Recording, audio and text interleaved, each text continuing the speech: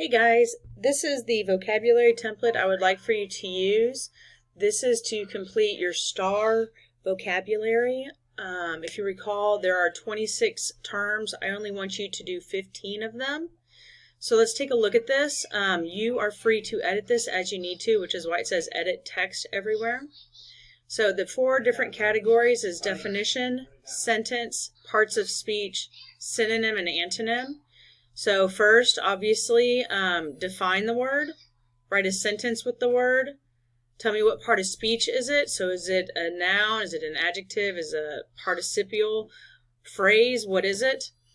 And then tell me a synonym for the word and an antonym for the word.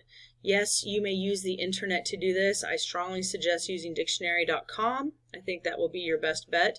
But make sure that when you write the definition, that you actually understand what it means. And then obviously the term goes right here in the middle. All right. If you have any questions or if you're concerned about getting this completed, email me, text me, whatever is easiest, and we'll just go from there. All right. Good luck, guys. Bye.